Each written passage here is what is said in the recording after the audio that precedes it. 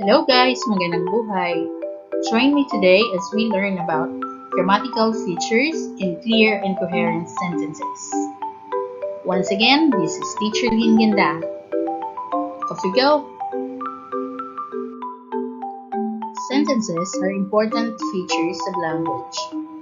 As a second language learner, you must learn the different conventions of writing sentences. You should aim to be able to compose clear and coherent sentences using appropriate grammatical structures such as subject-verb agreement, kinds of adjectives, subordinating and coordinating conjunctions, and adverbs of intensity and frequency. Let us examine the following sentences. Cats and dogs love to run. My friends are a lot of fun. In terms of subject-verb agreement, the first sentence is correct, while the second sentence is incorrect. Subject-verb agreement. Subject-verb agreement portrays particular rules in terms of agreement between the subject and verb. The subject and the verb of the sentence must agree in number. If the subject is plural, then the verb must be in its simple form. If the subject is singular, then the verb must be in its S form. Always remember, the subject must always agree with a verb, thus agreement. The subject and the verb must agree with each other in number. Perhaps the most important thing for you to know is that singular verbs end with S, except for I am and you are.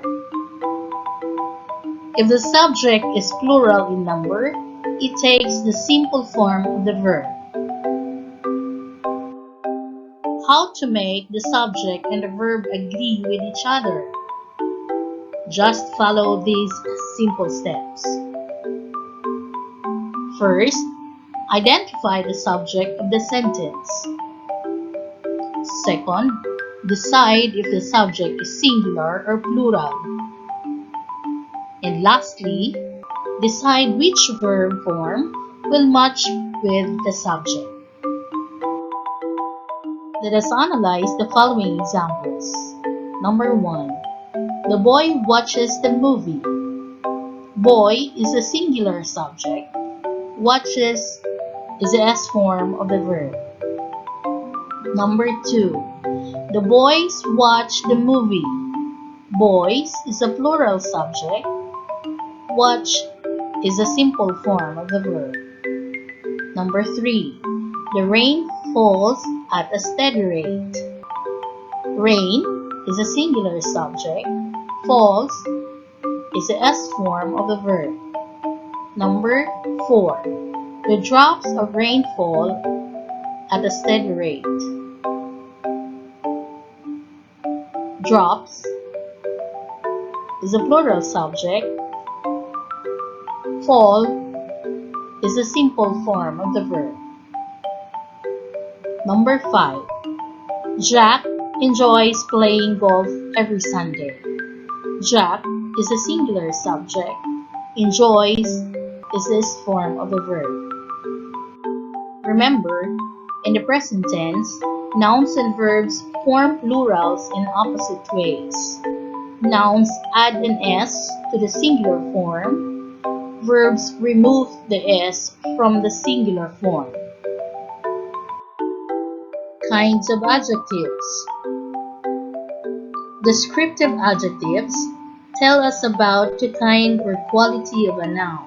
For example, nice dress, long stick, strong wind, big tree, hard work, new house, rich man, good girl. Examples: the house was wrecked by the strong wind. The ball is under the big tree. Andrea is very happy because they have a new house. Demonstrative adjectives. Demonstrative adjectives point out nouns. They're always followed by the nouns which they point out.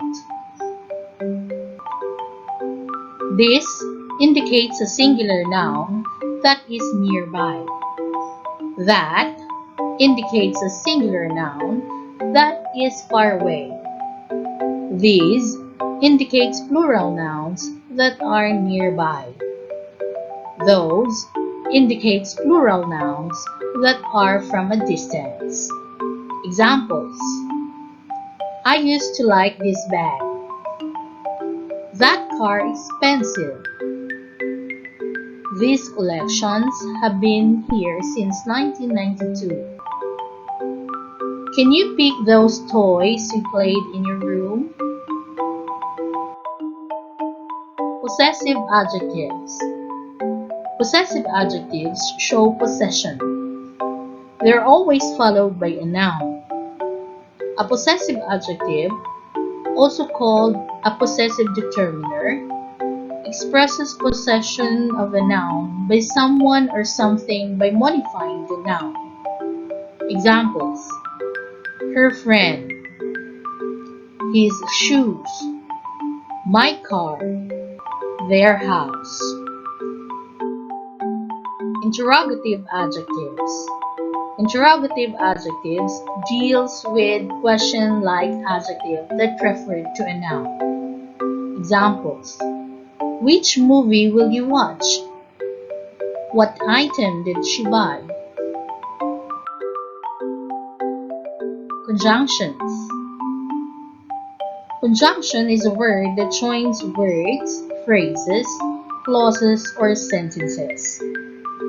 There are two kinds of conjunctions, such as coordinating conjunctions and subordinating conjunctions. Coordinating conjunctions connect words, phrases, and clauses. There are 7 basic examples of coordinating conjunctions. These are for, and, nor, but, or, yet, and so. Remember the acronym FUNBOYS. Here are the coordinating conjunctions, their meaning and examples. For means because. Example: I need to find a new job for I am unemployed. And means in addition to. Example: I have 3 dogs and 2 lovebirds. Nor means and not. Example: neither Mario nor Maria was at the school yesterday. But means however. Example: I watch TV on Saturdays, but I don't on Sundays. Or meaning either. Example: you can eat fried chicken or pork adobo. Yet means but. Example: Romana is sick, yet he is still working. So means therefore. Example: Bong was so hungry, so he ate all the food cooked by his mother. Subordinating conjunctions. Subordinating conjunctions connect independent clauses to dependent clauses. They help show a relationship between two clauses involving a transition of time or place. It also establishes relationship between two ideas. These conjunctions are used to join two clauses together that are grammatically unequal. In other words, the clause without a conjunction or the independent clause is able to stand alone, while the clause that contains the conjunction or the subordinate clause cannot. Examples of subordinating conjunctions: after, although, as, because, before, even if, even though, if, in order that, once, provided that, rather than, since, so that, than, that, though, unless, until, when, whenever, where, whereas, whenever, whether, while, and why.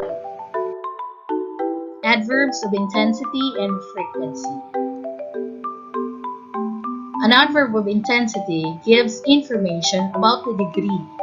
Adverbs of intensity can describe a verb, an adjective, or another adverb. They may be classified as strong, medium, and weak. Study the given examples.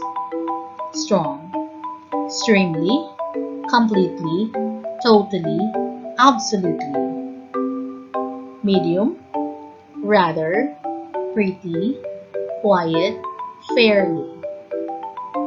Weak, slightly, a bit, not at all. Examples: we watch a totally exciting film. Totally is an example of strong. Number 2.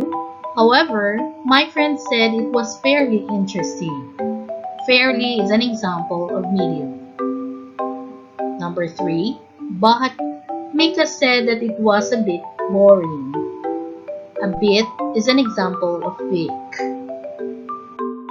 Note that we can determine the feeling of the speaker as to strong, medium, or weak depending on the adverb of intensity used in the sentence. An adverb of frequency tells how often something happens, either definite or exact, or indefinite or does not specify exact times. Adverbs of frequency are often used to indicate routine or repeated activities. Adverbs such as always, hourly, weekly, daily, yearly, sometimes, often, seldom, frequently, never, and rarely are some of the examples. Examples: we attend Mass weekly. My family always prays that this pandemic ends soon. I hope you learned something today. Thank you for watching. See you again next time. God bless.